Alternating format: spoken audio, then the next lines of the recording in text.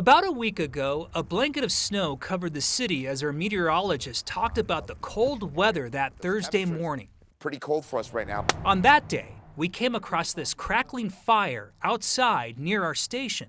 It wasn't a fireplace or camping zone. It was burning on the Cherry Creek Trail, and the man who started the fire agreed to speak with us if we didn't show his face. Stay warm. It's snowing outside, and there's limited resources, and there's limited places that we're allowed to stand or even sit even.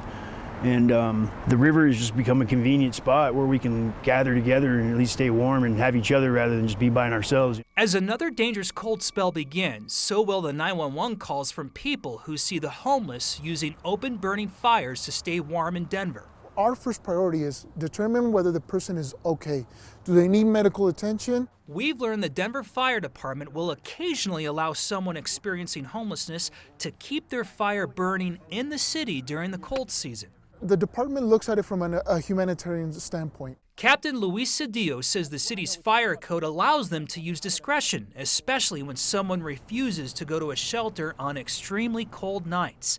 If the person has control of the fire and there's no danger of it spreading, the fire department will let them stay warm with flame. We want to minimize injuries, frostbite, sickness, and even possibly death. It's a delicate balance that the fire department has to walk with this. Very much so. Kathy Alderman with the Colorado Coalition for the Homeless calls homeless open burns a symptom of Denver's housing crisis.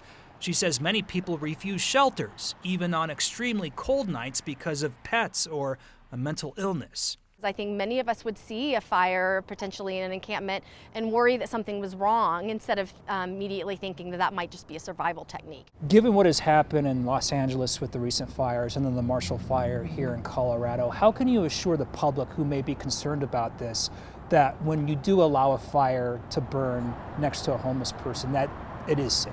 We run on enough of these incidents that we feel comfortable in our ability to not only make a decision of that caliber and go, there's no serious effects that are going to take place here, and we can allow that. If our officers arrive on scene and we see something that just doesn't look right, then we quickly make that decision and we put the fire out.